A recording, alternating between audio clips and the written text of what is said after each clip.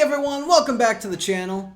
So the first wave of tracks for the new Mario Kart 8 Deluxe Booster Course Pass have arrived. And if you're a Mario Kart fan like me, then I'm sure you've been parched for some new Mario Kart content over the last few years.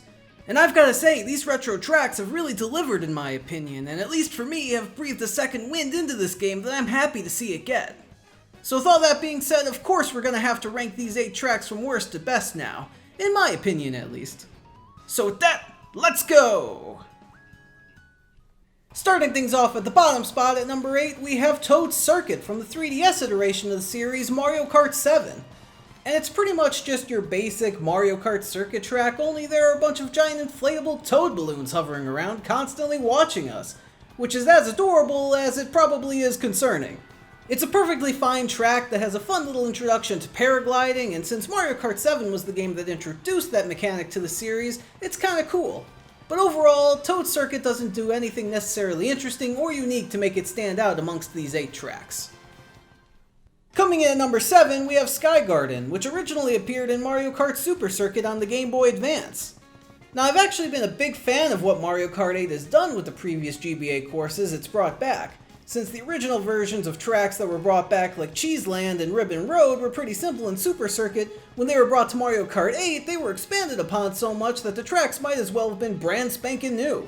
And while Sky Garden is still an upgrade upon its GPA counterpart, it's definitely not on the same level as the previous two mentioned. You're driving around on clouds in the sky with giant beanstalks everywhere, and you can bounce on leaves as well as mushrooms through an off-road cloud shortcut. But beyond that, this track is pretty simple, and like Toad's Circuit, doesn't do enough to warrant overtaking the other tracks in this first wave. Now at number 6, we have our first Mario Kart Tour track, Tokyo Blur. On this track, you'll be driving through the streets of Tokyo with many skyscrapers and pagoda buildings in the background, which in my opinion is a really fun aesthetic for a racetrack. Throw in some thwomps that are ready to get in your way and crush you, and you have a fun course ahead of you. Another really cool thing about this track is that each lap is slightly different, with each one representing one of the variations of this track from Mario Kart Tour. While there are some interesting ideas here that I like, this track definitely lives up to the blur part of its name, since it feels like such a short track, and it also didn't quite hit me personally the way some of the other tracks did. For number 5, we have Shroom Ridge, the lone Mario Kart DS representative from this wave of tracks. Now, I've never been the biggest fan of the traffic Mario Kart tracks, and honestly, that could totally just be Toad's Turnpike's fault, but even so, I have to admit, Shroom Ridge is one of the best of that bunch, so it's a welcomed addition for sure. For this track, you're driving up a windy road filled with cars, trucks, and buses, and I've got to say that drifting around all the curves along this ridge is pretty satisfying to do, so at least for me, it plays well into the feel of the Mario Kart 8 controls. There are also cars with surfboards like in the Mario Kart 8 version of Toad's Turnpike that you can do a trick off of for a boost if you're feeling risky enough, as well as a fun shortcut off the edge of a cliff through a burst of air coming out of a warp pipe. While Shroom Ridge is definitely a fun track, I personally found the other 4 a little more fun. Coming in at number 4, we have Paris Promenade from Mario Kart Tour. Similar to what we saw from Tokyo Blur, Paris Promenade has you driving in a city inspired by the real world, and this time it's Paris. And I've gotta say, I didn't think this track would make the top half of my list personally, but driving around a Paris-inspired block at sunset, gliding over a fountain and into a street that goes right underneath the Eiffel Tower is a pretty cool time.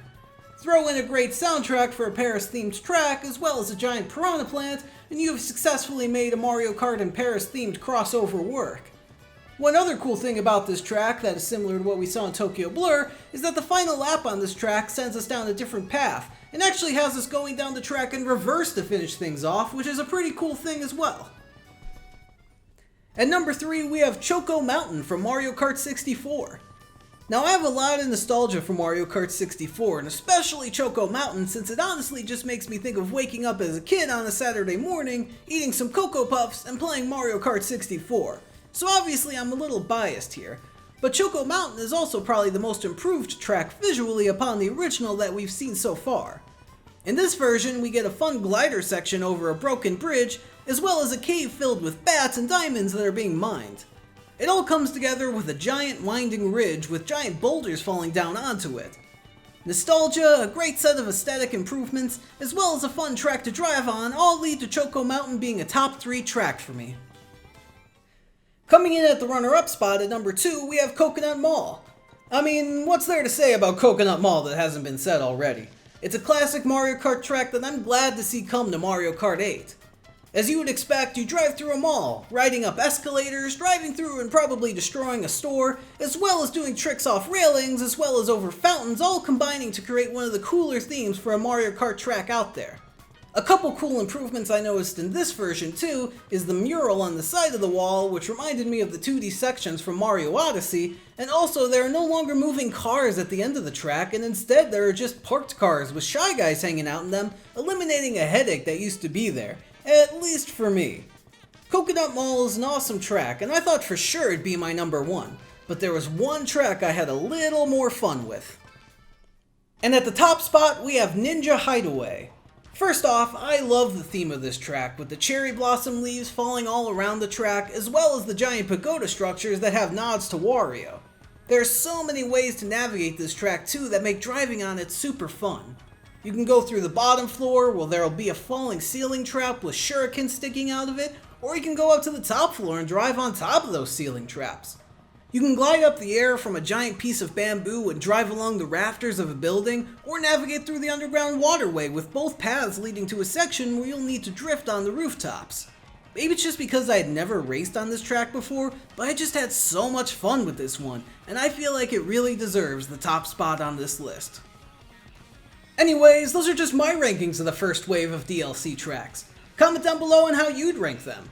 Also, be sure to give this video a like, because one like equals one less inflatable toad balloon that'll be watching us all the time. And be sure to subscribe for more videos in the future. Thanks so much for watching, and I'll see you in the next one.